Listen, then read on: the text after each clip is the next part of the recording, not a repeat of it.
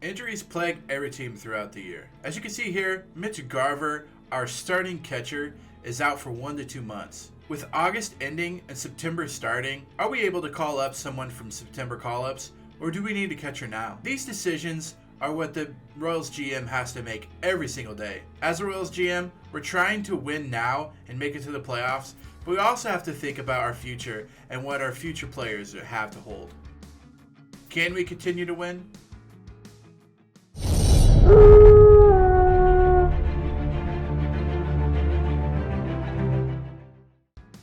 So as you can see, in this episode, it's going to be about getting another catcher to fill in Mitch Garver. He's injured with a dislocated shoulder from 1 to 2 months, so he might be able to play in the playoffs if he's able to come back. But in order to play in the playoffs, we have to win now. We have to pass Cleveland and stay above Cleveland to get that AL spot. I apologize for the bad quality. As I said in the last episode, when I recorded these episodes, my recording device reset, so that is why it's really bad. But I apologize. It's only going to be a few episodes like this, but I'm going to fly through these episodes so that you don't have to watch the bad quality, but I still don't want you to miss a beat.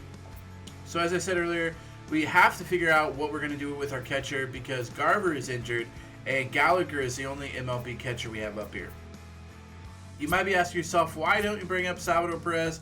Well, in real life, he was injured out for the whole year, so we're keeping him down for the whole year so that it doesn't sway on how we are actually playing. Yeah, it stinks because right now he's in Double-A, not really doing anything, and it could definitely play a big role in getting us to the playoffs, but I'm trying to keep it as realistic as possible when it comes to the Royals. And Salvador definitely wouldn't be playing this year. So we're keeping him out for the year. So we're keeping him down to Double-A. So now we got to decide what we're going to do next. Whether we're going to call up a catcher or if we should go to free agency and look for catchers. And that's kind of what we do. Going through free agency to try to find a catcher to not only play in majors, but to kind of make an impact in case we need him to. And also we're looking at some pretty young guys to see, well, if we bring up a guy from our farm system, we're going to need someone in the farm system as well from catcher. So what we're going to do is look over our roster, look at our catching spots. We have Vioria down in AAA right now, he's hitting 255 with a home run and 141 at-bats. The stats aren't really there, but we know he's a defensive catcher. If you've watched the top prospects, you know he's one of our top prospects right now, and he's going to play a big part in the Royals in the future when Salvador isn't there. So what we go ahead and do, he's our number 7 prospect on our top 10 prospects list, and we add him to the 40-man because we are going to bring him to the majors. So welcome to the majors, Vioria. Your time is now. You were in the All-Star game in AAA, and we think you have what it takes to make it to the majors. That said, so we do go ahead, sim the next game with Duffy. We win 5-1. Looking at Oakland, pretty well. Looks like Merrifield had 2 hits, Dozier 2 hits, 2 RBIs as well. Mondesi 2 RBIs with 2 walks and a hit. So not too bad from the Royals, winning 5-1. We had some pretty good pitching from Duffy. Looks like he pitched 6 full innings, 1 earned run. Ramos with the hold, and Reyes finishing it in the end with an inning, but no saves there. Vioria up 0 for 3 in the bottom of the 8th, looking for his first hit of his career. That's going to be up the middle. Not only is it going to be his first hit, but the first RBI of his career. Congratulations, Vioria. So he gets his first hit of his career. We go ahead and sim the next game. Valdez getting the win. It looks like in extra innings. Let's go look at the box score here. And we won in the bottom of the 8th inning. So not in extra innings, but we took us 8 innings to get those runs. Looks like Merrifield had 3 hits, 2 RBIs. His average is up to 343.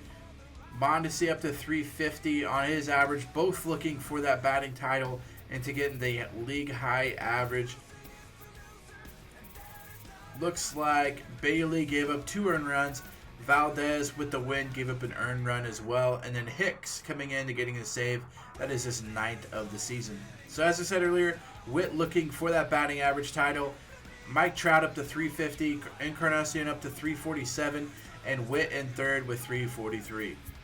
Looking at some other things, doubles, Witt is in second. Triples, Mondesi leading that by a big margin, 17 triples for Mondesi on the year. Brady Singer getting 10 strikeouts. In his next appearance, we win 3-1, so continuing to win as Jordan Hicks picks up that 10th save. The Royals are on a roll, so even though the catcher went down in Garver, we are continuing to win. Looks like we lose one here. Jose Quintana giving up a few runs, losing 7-3, and that is almost going to fill out the rest of the month. So at the end of August, almost the end of August I should say, 18 wins and 8 losses. So we are in first place, 74-62, going in the last day of August with September call-ups coming right around the corner. I honestly don't know what we will be doing with our call-ups, but you will see that soon. But we are in first place by about 2 games over the Cleveland Indians. And we lose here to Baltimore, so we lose 2 to Baltimore to finish the month of August. So we end up going 18-9 on the month, 74-63 overall. Looks like Gordon got a few RBIs there. 7 total runs, not going to be enough as Baltimore gets 10. Duffy gives up 5 earned runs, Valdez 3, James 2, Lovelady coming in pitching for 1 out. Next game, Tyler Anderson gave up 3 hits in 7 innings and 11 strikeouts. A huge game for him. 9-0 is your total. Storm Chasers AAA finished the season 69-71.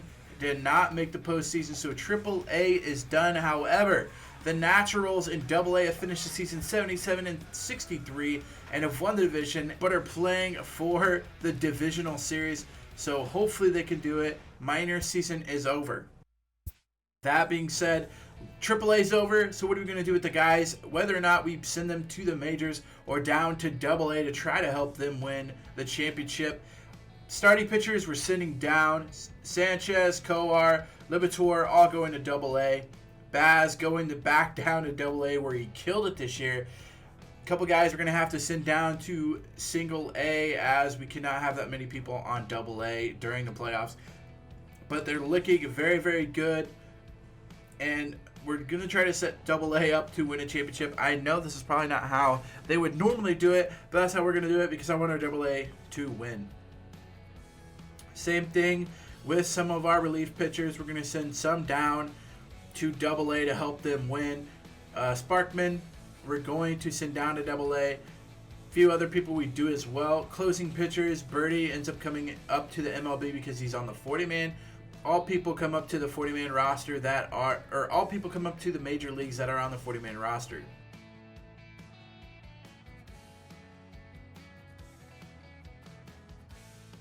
First baseman Prado going down to AA. Duenas, I'm not sure what we should do with him. He could go down to AA and tear it up, but he's had such a great year that it might be time to send him to the majors, and that's exactly what we're going to do. We're going to add him to the 40-man and send him up to the majors. The majors have gone up to 40 people on your roster now. Nicky Lopez, we're going to send down to AA. He's close to being on the 40-man, but we don't want to do that yet. Alec Boehm sitting down to AA, going to try to get him some more appearances. And it looks like McConnell, we're going to send down to AA as well. Xavier Edwards already at AA. Marcus Wilson in that AAA. Josh Naylor on the injured list. So him not going anywhere, but a few other people going down to AA. Apologize for how bad the quality is. It will get better in the next couple of episodes. So if you watched this whole episode, thank you so much for sticking with it. I just want to give you the highlights of how these games are going, but I will fly through all of the bad quality ones. So you might not see every game. I hope that's okay. I didn't want you to watch it in bad quality.